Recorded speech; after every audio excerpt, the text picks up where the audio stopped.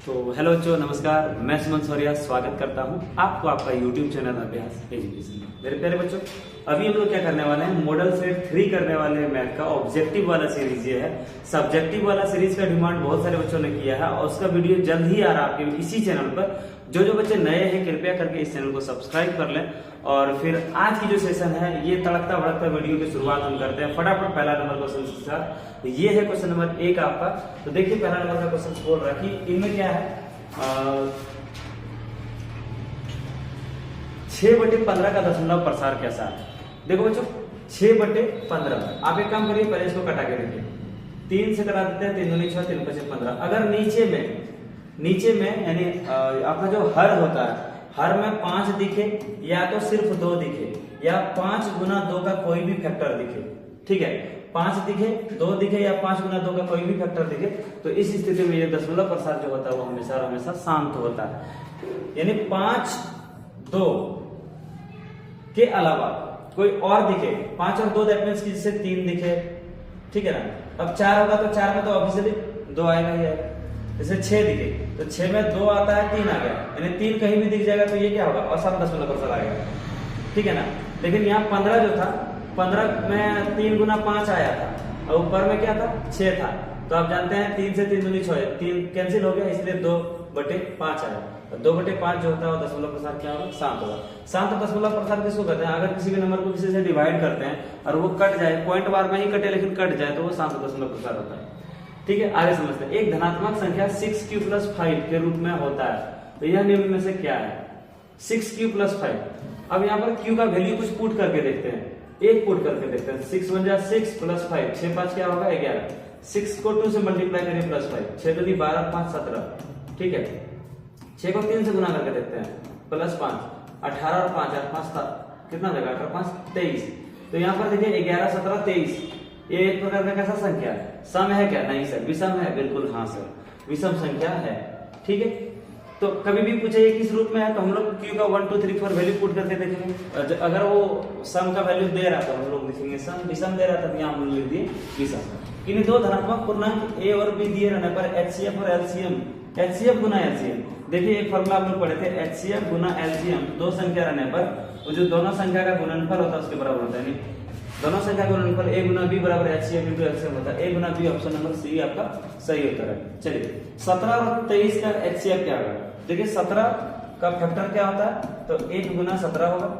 23 का फैक्टर क्या होगा, तो 1 गुना 23 होगा। तो 17 और 23 एक ही एकलौता संख्या 1 से कट सकता है, इसके अलावा किसी से नहीं कटेगा, इसलिए HCF क्या होगा, 1 होगा। जो कॉमन पॉइंट होता है उसी को हम लोग HCF करते हैं, ठीक है बच्चों। आते हैं क्वेश्चन नंबर 4 पर, सॉरी 5 पे। बहुपद x² 2x - 8 के शून्यक है। शून्यक मतलब आपसे x का वैल्यू पूछ रहा है, तो इसको हम लोग क्या करते हैं, x का वैल्यू निकालने के लिए हम लोग चल जाते हैं मिडिल टर्म फैक्टर में। तो first ax² plus minus 1x² - 2x - 8 बराबर 0। फर्स्ट और लास्ट को गुना करेंगे, 8 हो गया, 8 को तोड़ते हैं, 2 चौके 8 है ना। तो यहां पर हो जाएगा 1x² माइनस +2x - 4x कर देते हैं, क्योंकि 2 और 4 एक आ गया फैक्टर। तो +2x में -4x करेंगे तो -2x आएगा, आप लोग सभी जानते हैं बीच वाला चीज आना। -8 बराबर 0 हो गया। अब आप ये दोनों को जरा सा देखिए, ये दोनों में से क्या कॉमन आएगा, x कॉमन आएगा, तो यहाँ x प्लस क्या हो जाएगा 2। यहाँ -4 कॉमन आएगा तो यहाँ हो जाएगा x हो जाएगा, माइनस कॉमन आएगा प्लस, और 4 2 जा 8, ये बराबर हो गया आपका 0। तो x + 2 दोनों में है, तो x + 2 दोनों से कॉमन ले लेते हैं हम लोग, ठीक है।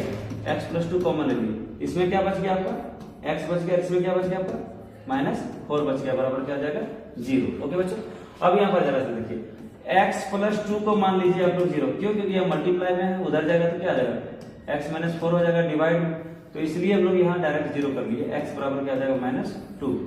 अब हम लोग x - 4 बराबर 0 ले लेते हैं, तो x का वैल्यू क्या हो गया 4।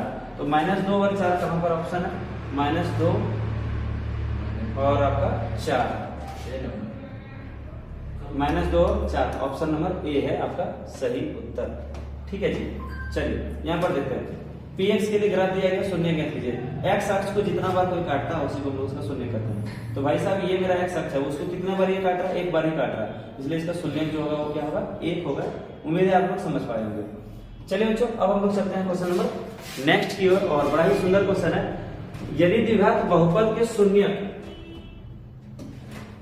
ठीक है, यदि द्विघात बहुपद के शून्य जो है माइनस शून्यकों का योग यानी अल्फा प्लस बीटा का मान दे दिया है -3, और गुणनफल यानी अल्फा इंटू बीटा का मान दे दिया आपका 2, इसका वैल्यू 3/1, इसका वैल्यू 2/1। फार्मूला आप लोग क्या जानते हैं, -b/a जानते हैं, इसका फार्मूला क्या जानते हैं, c/a। अब आप जरा देखिए, a की जगह पर क्या है 1 है, यहाँ a की जगह पर 1 है, यानी a का मान क्या हो गया 8। अब देखिए b की जगह पर क्या है, तो माइनस और माइनस प्लस हो जाएगा, यानी b का वैल्यू हो गया 3। अब देखिए c की जगह पर क्या वैल्यू है, तो c का जो वैल्यू हो गया वो 2 हो गया। अब आप जानते हैं ये formula ax² plus bx plus c बराबर 0 होता है, तो a की जगह पर आप 1 पुट कर दीजिए, प्लस bx की जगह पर 3x और c की जगह पर 2। ये equation 1x² 3x plus 2, 1x² 3x plus 2, option number 1 आपका सही उत्तर होगा। ये है, इसमें आपको पूछ रहा है क्या हल होगा, तो a1/a2 निकालिए, तो यहाँ क्या हो जाएगा 2/6, 1/3 हो जाएगा। b1/b2 निकालिए, b1/b2 तो 3/9, 3/9 यानी 1/3 बार 3×3 = 9 कटेगा। यहाँ 4 क्या हो गया 11, 4/11, ठीक है, यानी c1/c2। अब देखिए a1/a2 बराबर हो गया, a1/a2 बराबर हो गया b1/b2, but not equal to c1/c2। अगर a1/a2 बराबर हो जाए b1/b2 का, but not equal to c1/c2, इस स्थिति में आप लोग शुरू में ही पढ़ते गए थे कि अगर a1/a2 बराबर b1/b2 हो जाए, बराबर c1/c2 हो जाए, तो ये जो रेखाएं होती थी वो क्या होती थी, समपाती होती थी, ठीक है। दूसरा कंडीशन में आप लोग क्या पढ़े, a1/a2 but not equal to b1/b2। ये अगर होता तो हम लोग पढ़ रहे थे वो जो रेखा होगा वो प्रतिच्छेदी होगा, एक बार उसको काटेगा, ठीक है।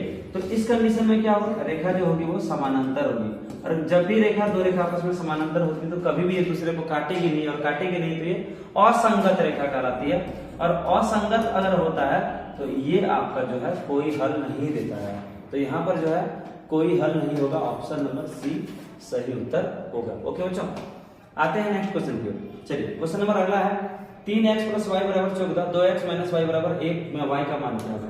इसको हम लोग सिंपली सॉल्व करते हैं। 3x + y = 14, 2x - y = 1, तो इसको सिंपली सॉल्व कर दीजिए। आप खुद ही बताइए क्या सर ये y से y कट जाएगा, हाँ 3x और 2x क्या हो गया 5x बराबर, यहाँ 14 और ये क्या हो गया 15, 5 से कितना बार में 3 बार में, x का वैल्यू क्या हो गया 3, x का वैल्यू 3 हो गया, लेकिन हमसे पूछ क्या रहा y का मान, है ना।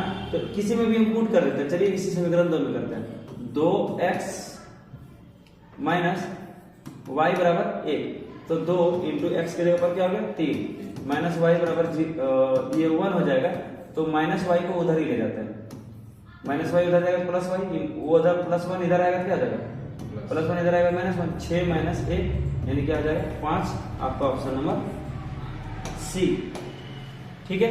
चलते हैं नेक्स्ट क्वेश्चन पर। अगर किसी क्वेश्चन में आपको प्रॉब्लम रह जाए तो कृपया करके वीडियो को पॉज करके पीछे करके देख लीजिए, क्योंकि टाइम थोड़ा कम है मेरे प्यारे बच्चों, और पूरा सिलेबस भी अच्छा से कंप्लीट करना, तो इसलिए थोड़ा सा स्पीड चल रहा है अभी, है ना, क्योंकि बहुत सारे बच्चे बोल रहे हैं कि सर स्पीड में जल्दी जल्दी कंप्लीट करा दीजिए।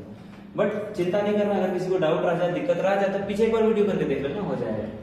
वह समीकरण का योग जिसका कोई हल नहीं है, जिसका कोई हल नहीं होता है, वो जो होता है असंगत होता है। अभी हम लोग जस्ट बोले असंगत कौन, जो समानांतर होता है, ये कभी भी मिलेगा ही नहीं। संगत मतलब एक बार कट जाए या संपाती हो जाए, अगर संपाती हो जाए या एक बार कट जाए तो ये संगत होता है, और असंगत कब होता है, जब ये समानांतर होता है, इसको हम लोग कहते हैं असंगत। तो यहाँ ऑप्शन नंबर बी आपका सही आंसर है। चलिए द्विघात समीकरण फलाना का मूल ज्ञात करना है, तो जो सूत्र होता है, तो मूल ज्ञात करने के लिए फॉर्मूला होता है -b + -√b² - 4ac, -b, इसमें -b नहीं है, इसमें -b है, लेकिन यहाँ -2a नीचे बोला था, 2a नहीं है, ये भी गलत हो गया, यहाँ 3 है, ये भी गलत हो गया, ये सही होगा -b + -√b² - 4ac/2a। आपका ऑप्शन नंबर डी सही है। द्विघात सूत्र निकालने का यही फॉर्मूला होता है। ओके, आइए अगला क्वेश्चन है द्विघात समीकरण इतना इतना इतना का विविध कर क्या होगा। विविध कर बोले तो डी पूछ रहा है ना, तो डी बराबर फॉर्मूला होता है b² - 4ac, ठीक है। अब देखिए b² यानी -1 का स्क्वायर हो जाएगा, -4 इंटू ए के जगह पर क्या है 2 है और सी के जगह पर क्या है 1/8 है।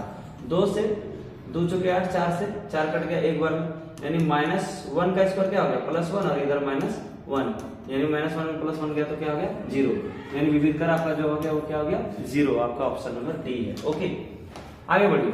यहाँ पर देखिए 30 नंबर द्विघात समीकरण इतना में अधिकतम घात कितना होगा। अगर अभी भी तो जस्ट पीछे हम लोग पढ़े ना द्विघात समीकरण, पिछला वीडियो अभी जो हम लोग देख रहे थे सेट 2 में भी ये क्वेश्चन रिपीट था। जो द्विघात समीकरण होता है उस पर पावर क्या होता है 2 होता है, अगर त्रिघात समीकरण होता है उस पर पावर 3 होगा, रेखिक अगर बहुपद या रेखिक समीकरण होगा उसमें पावर क्या होगा 1 होगा।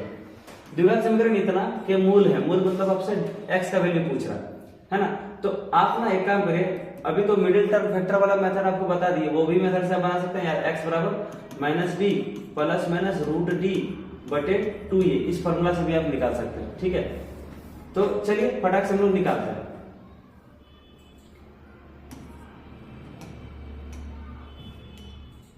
दो x square minus 5x plus 3, 2 और 3 को गुना कर दीजिए, 6 हो जाएगा। 6 को तोड़ना तो 6 अगर टूटेगा तो 2 3 6, 2 और 3 जुट जाएगा तो 5 हो जाएगा, और माइनस माइनस कर देंगे तो हो जाएगा -5।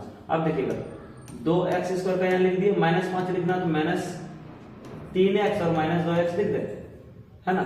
यानी तो अगर किसी बच्चे को दिक्कत है, देखो पहले कितना आपका -2x लिख देते हैं, फिर -3x लिख देते हैं, और फिर +3 हो जाएगा बराबर 0। अब -2 कैसे है आप लोग समझ पाए होंगे, क्योंकि यहाँ 2 है यहाँ 3 है, अगर 2 + 3 करते हैं तो 5 होता है, लेकिन हमको -5 चाहिए, इसीलिए -2 और -3 कर दिए। ओके, अब इस दोनों में हमको कॉमन लेना है। अब आप कॉमन लीजिए, तो 2 कॉमन ले लीजिए और x कॉमन ले लीजिए, क्योंकि दोनों कॉमन आएगा।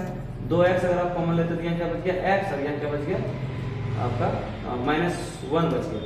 इससे -3 कॉमन ले लीजिए तो यहाँ बच जाएगा आपका x और यहाँ बचेगा -1, क्योंकि प्लस में से कॉमन आएगा माइनस, तो यहाँ माइनस बच जाएगा, और 3 का टेबल में 3 कॉमन आएगा एक बार में।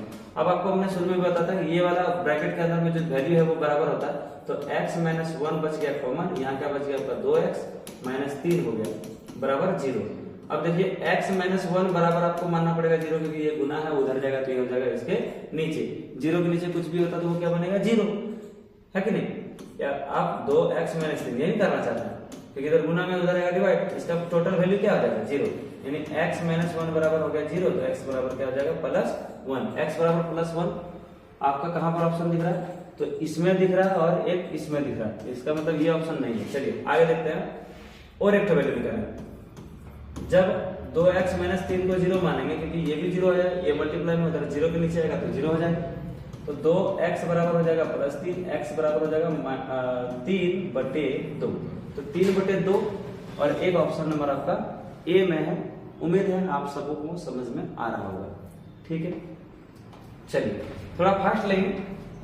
आगे है निम्नलिखित में से एपी है, इसमें से कौन एपी है। एपी के लिए हम लोग क्या देखे थे, जो सारा अंतर है वो बराबर होना चाहिए। देखिए 3 के बाद 6, 6 के बाद 12, अच्छा 3 3 6, तो 6 और 3 जुड़ के 9 होना चाहिए था, यहाँ 12, ऑप्शन गलत है। 1 के बाद 3 आया यानी 2 बढ़ रहा, 3 के बाद 5 आया फिर 2 बढ़ रहा, 5 के बाद 7 आ रहा फिर 2 बढ़ रहा, यही वाला आपका एपी में होगा। 5 के बाद 25, ये तो नहीं होगा, ये तो है ही। ऑप्शन नंबर बी जो है इसका आपका सही उत्तर होगा। ओके, ये एपी में। नेक्स्ट क्वेश्चन आप लोग देखिए, 10 7 4 में 30वां पद क्या है, यानी 30वां पद पूछ रहा है। ए 30 बराबर फॉर्मूला क्या पढ़ाया गया था आपको, a + 29d, है ना। तो a की जगह पर आप देखिए कितना दिया है 10 दिया है, तो a की जगह पर आप लोग पुट कर दीजिए 10 प्लस 29 इंटू d का मान क्या होगा। अब जरा d पर हम लोग चलते हैं, तो d बराबर हम लोग पढ़े थे फॉर्मूला a2 - a1। a2 क्या है जी आपका 7 है, -10 तो हो जाएगा -3, यहाँ पर हम लोग पुट कर देंगे -3 बराबर 10 प्लस और माइनस हो जाएगा माइनस, 9 × 27 का 7, 9 × 27 का 7 हाथ में 2, 3 दूनी 6 और 2 हो जाएगा 8। ठीक है, 87 - 10 हो जाएगा -77, आपका सही उत्तर -77, ऑप्शन नंबर सी है। ठीक है, चलिए आगे बढ़ते हैं क्वेश्चन नंबर 17 को। अगला क्वेश्चन है 17 में, एपी के प्रथम पद a बराबर 1 दिया है, ठीक है, और इसका अंतिम पद जो है वो आपका 11 दिया है, उसके पदों का योग 30 है। बहुत बढ़िया, सुंदर है। ठीक है, तो उसके पदों की संख्या यानी a बराबर 1 है, SN बराबर भी दे दिया, Sn बराबर एक फॉर्मूला आप लोग डायरेक्ट जानते हैं, n/2 into a plus an, इस फॉर्मूला को आप लोग पढ़े। अब यहाँ अंतिम पद के बारे में चर्चा कर रहा था, डेफिनेटली इसी फॉर्मूला के साथ हो जाएंगे। Sn के जगह पर पदों का योग की जगह पर 30 पुट कर देते हैं, n/2 होगा, a के जगह पर आपका 1 है और an के जगह पर आपका 11 है। अब ये जो 2 है इधर डिवाइड में है, उधर जाएगा तो मल्टीप्लाई में, तो 30 दूनी क्या आ जाएगा 7 बराबर इधर हो गया n इंटू 11 और ये क्या हो गया 12। अब 12 से 60 कितना बार में कटेगा 5 बार में, यानी n का जो वैल्यू हो गया वो क्या हो गया 5। कहीं ऑप्शन दिख रहा है 5, ऑप्शन नंबर ए में दिख रहा है सर।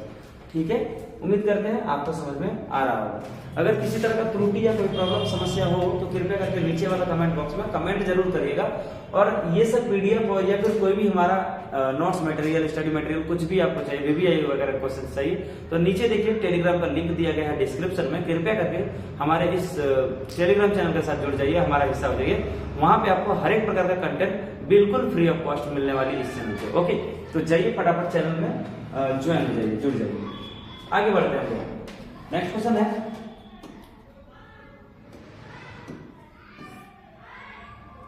समरूप त्रिभुजों की संगत भुजाएं। देखिए जो त्रिभुज समरूप होते हैं, जो त्रिभुज समरूप, 2 त्रिभुज है सपोज करिए, दोनों त्रिभुज आपस में समरूप है, तो समरूप की कंडीशन में क्या होता है भुजाओं का अनुपात बराबर होता है, तो भुजाएं जो होती है वो क्या होती है समान अनुपाती होती है।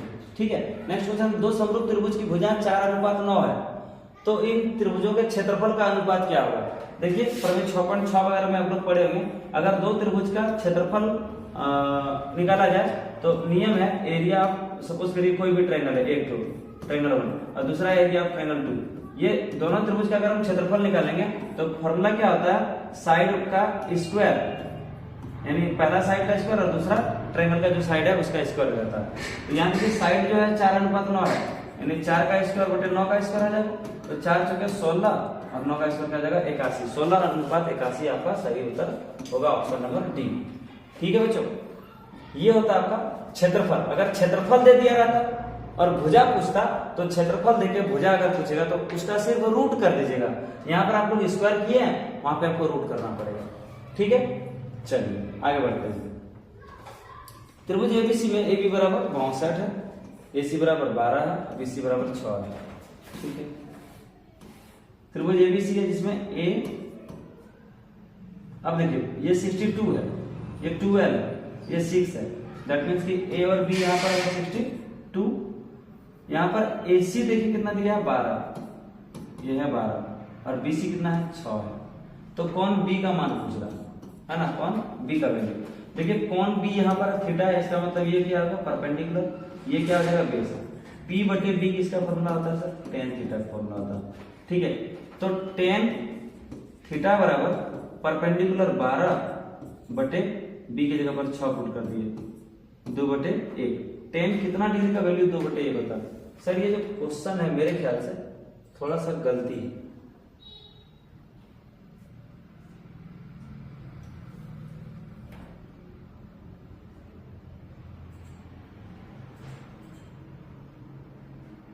ये क्वेश्चन में थोड़ा सा मिस्टेक है। ठीक है, कहीं कहीं पक्का कुछ मिस्टेक है इसी में, इसीलिए इसका सॉल्यूशन नहीं मिल रहा। एक बार आप लोग ट्राई करके देख लीजिएगा, क्योंकि ये 62 जैसे ही दिया था तभी हमको ऐसा लग रहा था इस क्वेश्चन में कहीं कहीं कुछ गलती है। अच्छा, अगर कोई एक बार हम बढ़िया से एनालाइज कर लेते हैं, अगर कोई प्रॉब्लम हुआ तो नीचे के कमेंट बॉक्स में पिन कर देंगे। ठीक है, इसका जो उत्तर सही होगा। चलिए अगले नंबर, किसी बिंदु की y अक्ष से दूरी। ठीक है, पिछला वीडियो में भी बताया था, यहाँ पर कोई पॉइंट है, इसका कोऑर्डिनेट x और y होता, तो ये जो दूरी होता है x अक्ष से जो दूरी होता है ये y दूरी कहलाता है, और y अक्ष से यहाँ जो दूरी होता है, देखिए क्योंकि वह y अक्ष से दूरी है, लेकिन ये किसके पैरेलल में है, x अक्ष, ये x होता है, ये क्या होता है y होता है। ये जो बिंदु का दूरी है y अक्ष से इतना दूरी पर है कि नहीं, तो इतना दूरी पर मतलब ये कितना, कौन सा दूरी हो गया, x दूरी हो गया, यानी y अक्ष से दूरी जो होता है वो क्या होता है x का निर्देशांक होता है। ठीक है, यानी ये आपका आंसर होगा। चलिए बिंदु 2, 3 की दूरी मूल बिंदु से क्या होगी, तो मूल बिंदु से दूरी के लिए फॉर्मूला हमने पढ़ाया था डायरेक्ट x² प्लस y²। ठीक है, ये मूल बिंदु से दूरी होता है, तो मूल बिंदु कितना है, सॉरी जो x कितना है वो 2 का स्क्वायर आ जाएगा प्लस 3 का स्क्वायर, 2 का स्क्वायर क्या होता है 4 प्लस 3 का स्क्वायर 9, 4 और 9 √13। ठीक है, इनमें से कोई नहीं, यहाँ तो रूट 13 है नहीं, तो इनमें से कोई नहीं आपका सही उत्तर होगा। ओके बच्चों, चलते हैं हम लोग नेक्स्ट क्वेश्चन पे 23 पर। ये देखिए 9 sec square a minus 9 10 square a, इसका वैल्यू क्या होगा? तो 9 को कॉमन ले लीजिए, यहाँ पर sec square a minus 10 square a लिखेंगे। sec square a minus 10 square a, इसका वैल्यू क्या होता है? 1 होता है। 9 गुना 1 क्या हो जाएगा? 9 आंसर हो जाएगा, क्योंकि sec square a minus 10 square a का फॉर्मूला होता है सर समीका में हम लोग पढ़े थे 8.4 में, वैल्यू इसका क्या होता है? 1 होता है। तो 9 गुना 1 9 हो जाएगा। 10 26 cot 64, जब भी बटे वाला क्वेश्चन रहे और 26 और 64 को जोड़ दें, सॉरी हाँ 26 और 64 को जोड़ने के बाद 90 डिग्री आ जाए तो उसका आंसर क्या होगा? बटे में 1, और अगर माइनस में रहता तो उसका आंसर हो जाता 0। इसमें कोई रखने वाली बात नहीं है, पहले से कई बार आपको इसका डिस्कशन करा दिए। देखना चाहते हैं तो देख लीजिए। 10 26 और यहाँ हो गया cot 64, तो 10 26 को रहने देते हैं, 10 26, और आप जानते हैं ना cot थीटा बराबर फॉर्मूला क्या होता है? 10 90 माइनस थीटा। तो यहाँ देखिए cot 64 है, तो cot 64 को हम लोग क्या लिख सकते हैं? 10 90 माइनस 64 लिख सकते हैं। अब देखिए यहाँ 10 26 हो जाएगा, और 10 90 में 64 घटेगा तो ये भी 10 26 हो जाएगा। 90 में 64 घटता 26, ये कितने बार में कट जाएगा? एक बार में आपका पूरा पूरा कट जाएगा, इसलिए आंसर इसका क्या होगा? डी नंबर सही उत्तर होगा। चलिए आगे बढ़ते हैं। नेक्स्ट क्वेश्चन है 10 1 बराबर 1, सॉरी 10x बराबर 1 है, तो 10 कितना डिग्री का वैल्यू जो है वो 1 होता है? तो आप सभी जानते हैं 10 45 डिग्री पर जो वैल्यू होता है वो क्या होता है? 1 होता है। यानी 10x का जो वैल्यू है, 10x का जो वैल्यू है वो दे दिया है 1, तो 10x बराबर 10 45 डिग्री पर 1 होता है, यानी x की जगह पर क्या है? 45 डिग्री। आपका ऑप्शन नंबर बी होगा। ओके बच्चों, समझ में आ रहा है? चलिए अगला क्वेश्चन है। बोलता है एक ठेकेदार बच्चों को खेलने के लिए 1.5 मीटर ऊंचा फिसलन पट्टी लगाता है जो भूमि से 30 डिग्री कोण के साथ झुका हुआ, ठीक है ना। तो फिसलन पट्टी की लंबाई, फिसलन पट्टी आप लोग जानते हैं ना, इस तरह का पार्क वगैरह में फिसलन पट्टी देखेंगे, बच्चे लोग चढ़ते हैं और इसमें फिसलते हैं। तो ये टोटल 1.5 मीटर है। ये कितना डिग्री के साथ झुका है? तो 30 डिग्री के साथ। ये पूछ रहा है इसकी टोटल लंबाई कितना होगा, फिसलन पट्टी की लंबाई। तो सपोज करिए ये आपका जो है ए है, बी है और ये सी है। हमको ए सी चाहिए होगा। ये थीटा के सामने वाला परपेंडिकुलर, ये क्या हो गया आपका? हाइपोटेन्यूस, यानी पी बटे एच किसका फॉर्मूला होता है? तो साइन 30 डिग्री पर हम लोग जाएंगे। साइन थीटा बराबर क्या होता है? पी बटे एच। तो पी जो है वो क्या है? 1.5 है, और एच जो है वो क्या है? आपका ए सी है, ठीक है। साइन 30 का मान क्या होता है? 1/2 बराबर 1.5 बाय ए सी। क्रॉस मल्टीप्लाई करेंगे तो ए सी गुना 1 और 2 गुना 1.5, तो 1.5 दूनी क्या हो जाएगा? 3। ए सी बराबर जो हो गया आपका आंसर 3 मीटर फिसलन पट्टी की लंबाई होगी। ओके, चलिए अभी क्या हुआ था ना कि संयोग से देखिए ये जो माइक है वो माइक हम यहाँ पे कनेक्ट नहीं कर पाए थे, जिसके कारण पिछला अभी जो 25 नंबर तक का क्वेश्चन बताया उसमें साउंड क्वालिटी थोड़ा सा वीक आया होगा, बट एडजस्ट कर लीजिएगा। बहुत मेहनत लगी थी वीडियो, इसलिए हम दोबारा वीडियो बनाने में सक्षम नहीं हो पाए या फिर सहमत नहीं हो पाए, काफ़ी मेहनत लगा था इसलिए। cos 90 माइनस थीटा बराबर एक फॉर्मूला डायरेक्ट होता है सेक थीटा, ठीक है। वृत्त तथा उसकी स्पर्श रेखाएं, वृत्त तथा उसकी स्पर्श रेखा के उभयनिष्ठ बिंदु को हम लोग क्या कहते हैं? स्पर्श बिंदु कहते हैं। क्या हो गया? सॉरी क्वेश्चन देखते हैं पहले, एक बार साफ कर लें इसको, ठीक है। वृत्त तथा उसकी स्पर्श रेखा के उभयनिष्ठ बिंदु को क्या कहते हैं? तो उभयनिष्ठ बिंदु को हम लोग स्पर्श बिंदु कहते हैं। यहाँ पर ऑप्शन ही मिस्टेक है, ठीक है। देखिए अगर कोई वृत्त को ऐसे करके काट के जाएगा तो हम लोग उसको प्रतिच्छेदी बिंदु या छेदक प्रतिच्छेदी बिंदु कहेंगे, लेकिन यहाँ तो स्पर्श करके जा रहा है तो इस बिंदु को हम लोग कहेंगे स्पर्श बिंदु। ऑप्शन नंबर यहाँ पर बी जो है वो सही होता है, लेकिन थोड़ा सा मिस्टेक कर दिया गया है, ठीक है। आगे जाते हैं। एक बिंदु ए से जो वृत्त के केंद्र से 13 सेंटीमीटर दूर पर है, ठीक है। एक बिंदु ए जो है वृत्त के केंद्र से 13 सेंटीमीटर की दूरी पर है, ओके। आगे बोल रहा है वृत्त पर स्पर्श रेखा की लंबाई 12 है। यहाँ से स्पर्श रेखा है 12, ठीक है। आगे देखिए वृत्त की त्रिज्या पूछ रहा है, तो आप यहाँ जानते हैं यहाँ 90 डिग्री का कौन बनेगा, क्योंकि वृत्त की स्पर्श रेखा जाने वाली त्रिज्या पर लंब होती है, तो 90 डिग्री हो गया। अब 90 डिग्री के सामने वाला ये 13 है, ये 12 है, तो ये 5 होगा, ठीक है। देख लेते हैं ट्रिपलेट करके। 13 का स्क्वायर कर्ण का स्क्वायर माइनस 12 का स्क्वायर लंब का स्क्वायर बराबर होता है आपका ये जो है आधार का स्क्वायर जो भी है, तो 13 रूट अंडर देना पड़ेगा। 13 का स्क्वायर 109 हो जाएगा, माइनस 12 का स्क्वायर 144 का रूट। 144 में सॉरी 159 में 44 जाएगा तो 25, 25 का रूट क्या आता है 5। आपका ऑप्शन नंबर सी सही होगा। ओके, किसी बाह्य बिंदु से वृत्त पर कितनी स्पर्श रेखा खींची जा सकती है? कोई बाहरी बिंदु से एक वृत्त पर 2 स्पर्श रेखा खींची जा सकती है, क्योंकि इससे कोई तीसरा चौथा रेखा खींचेंगे वो सब छेदक हो जाएगा, यानी कि यहाँ पर ऑप्शन नंबर 2 होगा।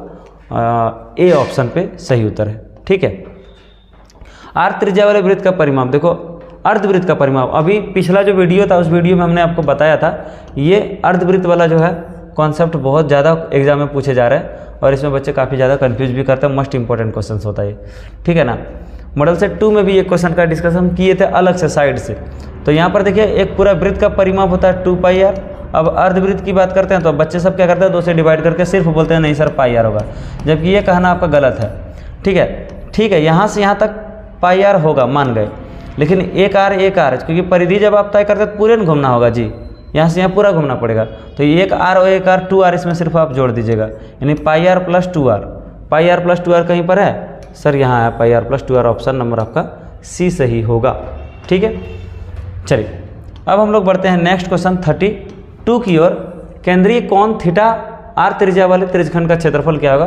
तो त्रिज्यखंड का क्षेत्रफल का फॉर्मूला सभी बच्चे जानते हैं, थीटा बटे 360 इंटू πr स्क्वायर होता है। ऑप्शन नंबर ए है सही उत्तर। 14 सेंटीमीटर त्रिज्या वाले उस चाप की लंबाई ज्ञात करें जिसको केंद्र पर 90 डिग्री का कोण बनाता है।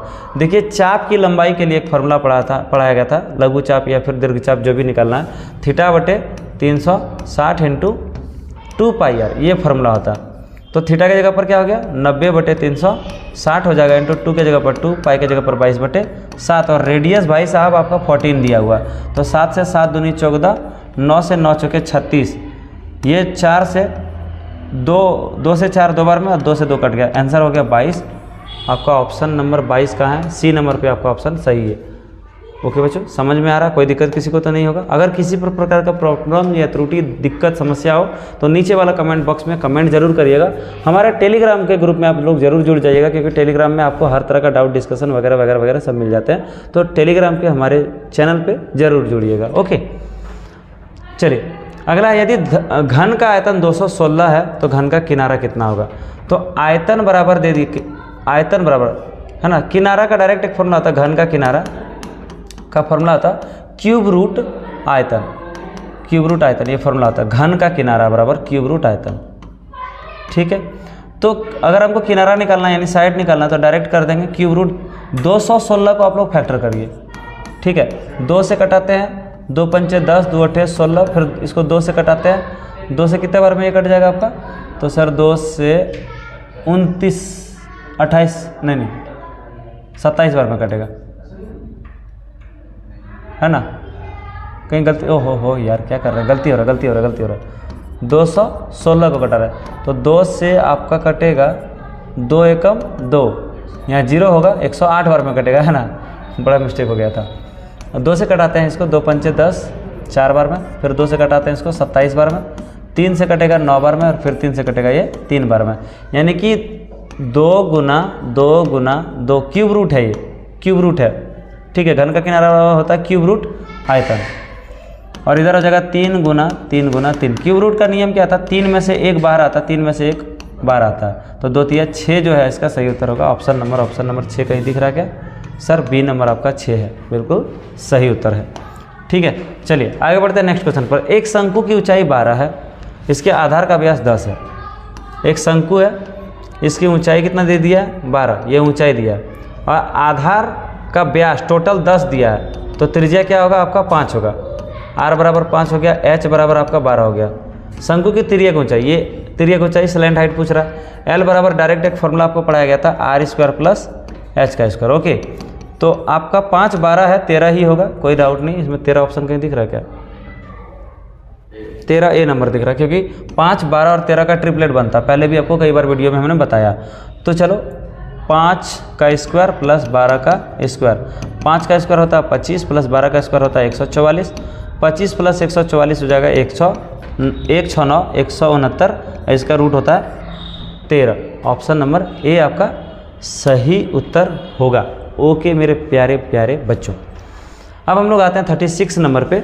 यहाँ पर है 36, 42 सेंटीमीटर त्रिज्या वाले धातु के गोले को पिघलाकर 6 सेंटीमीटर त्रिज्या वाले बेलन के रूप में ढाला जाता है। ये कोई गोला है, उस गोला को पिघलाकर बेलन बनाया जा रहा है, ठीक है ना। तो बोल रहा है कि बेलन की ऊंचाई क्या होगी। तो हम कह सकते हैं बेलन का जो आयतन होगा, बेलन का आयतन ये बराबर हो जाएगा आपका शंकु का आयतन। क्लियर है कि नहीं, शंकु का आयतन। अब जरा सा देखिए, बेलन का जो आयतन होता है वो होता है पाई आर स्क्वायर एच।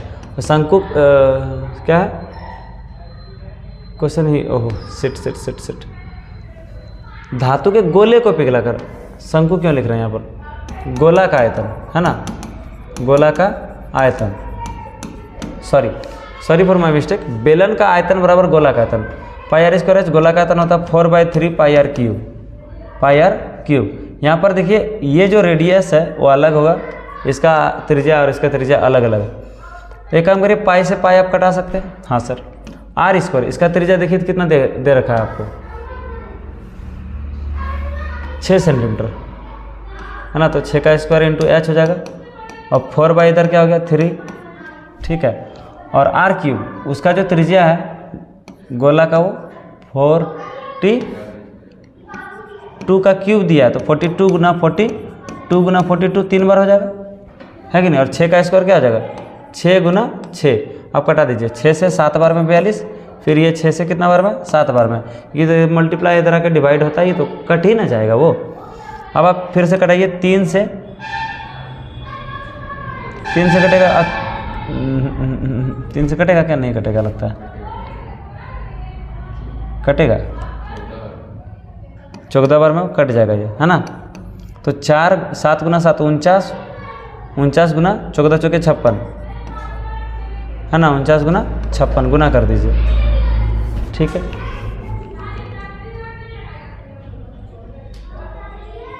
कहीं कुछ मिस्टेक तो नहीं हो रहा है,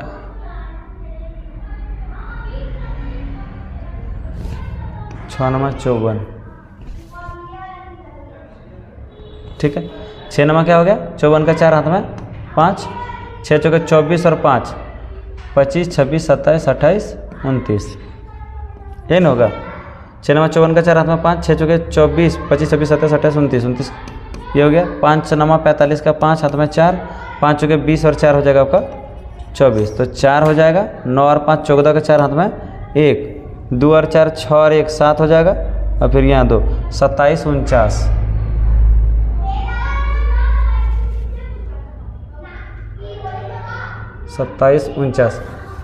यहाँ कहीं ना कहीं बी नंबर है। सेंटीमीटर क्या है यार, क्या कर रहा है ये, क्वेश्चन में कुछ ना कुछ इसमें मिस्टेक दिया गया होगा, ठीक है। क्वेश्चन में कुछ ना कुछ मिस्टेक दिया है, इसमें कुछ ना कुछ प्रॉब्लम है। तो चलिए बच्चों 36 को छोड़ते हैं और आगे बढ़ते हैं हम लोग 37 पे। आखिर मिस्टेक इसमें क्या दिया, 27.4 लगभग ये तो आ रहा, तो इसको सेंटीमीटर में नहीं देना चाहिए था ना, ये सेंटीमीटर में तो नहीं होगा, इसको मीटर से सेंटीमीटर में कन्वर्ट करना चाहिए था, ये तभी मीटर में होता। यहाँ मीटर और सेंटीमीटर को देकर थोड़ा सा क्या किया गया, गलती हो गया इस क्वेश्चन में, मिस्टेक है इस क्वेश्चन में। तो इस क्वेश्चन को चलते हैं आगे, छोड़ते हैं। 37 नंबर, निम्नलिखित में से कौन सा संबंध सही है। देखिए एक फॉर्मूला होता है 3 माध्यक बराबर बहुलक प्लस 2 माध्यक, या डायरेक्ट एक फॉर्मूला आपको पढ़ाया गया था शुरुआती दौर पे, पहला भी मॉडल सेट में देखिएगा पढ़ाए थे, बहुलक बराबर पढ़ाए थे 3 माध्यक माइनस 2 माध्यक, ये फार्मूला आपको पढ़ाया गया था। ये फार्मूला से आप जिसको रिलेट कर सकते हैं रिलेट कर लीजिए। बहुलक एगो होना चाहिए,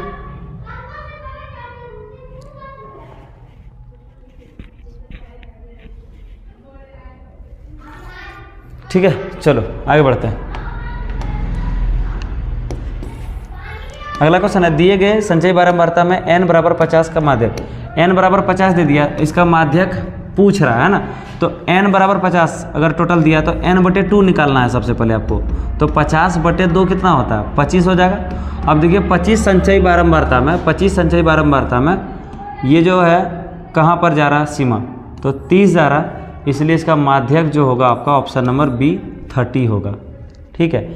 n/2 क्या हो गया, 25 में जो दे रहा है आपका ऊपरी सीमा क्या दिया है, 30 दिया है, तो इसलिए इसका आंसर क्या हो जाएगा 30 इसका माध्यक होगा। असंभव घटना की प्रायिकता क्या होगा, देखिए 0 हो सकता है, 1 हो सकता है, 2 हो सकता है, कभी भी जो प्रायिकता है वो माइनस में नहीं हो सकता, इसलिए ये असंभव घटना हो गया। एक थैले में 4 लाल गेंद 6 काली गेंद है, ठीक है, 4 और 6 टोटल कितना हो गया 10 हो गया।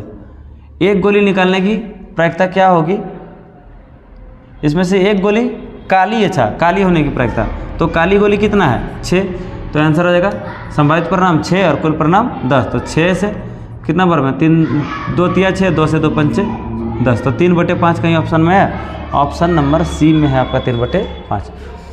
तो मेरे प्यारे बच्चों, उम्मीद है आप सबों को आज का ये वाला जो मॉडल सेट 3 था, ठीक है, वो आपको अच्छा लगा होगा। ठीक है बच्चों, तो देखिए कितना प्यारा प्यारा सा क्वेश्चन था और मस्त था, और बहुत अच्छा लगा आज का ये मॉडल सेट को पूरा डिस्कस करने के बाद। तो उम्मीद है आप लोगों को ये चाह भी होगा कि इसका सर सब्जेक्टिव वाला सेशन लेके आइए। तो मेरे प्यारे बच्चे चिंता नहीं करिए, आज से कल तक में वीडियो जो है आपको सब्जेक्टिव वाला भी मिलने वाला है, ठीक है, पूरा मैथ साइंस जितना भी है, और इंग्लिश वाला भी मॉडल सेट का डिस्कशंस आ रहे हैं, ठीक है। आज ही ये वीडियो अपलोड हो जाएगा, तो आप लोग सब कोई सब्सक्राइब करके चैनल को रखिएगा। वीडियो आए तो पूरा वीडियो थोड़ा स्पीड करके देख लीजिएगा, जैसे भी करके देख लीजिएगा, बिना स्किप किए वीडियो पूरा देख लीजिएगा, ठीक है। तो चलो फिर मिलते हैं नई वीडियो में, तब तक के लिए जय हिंद, जय भारत, वंदे मातरम।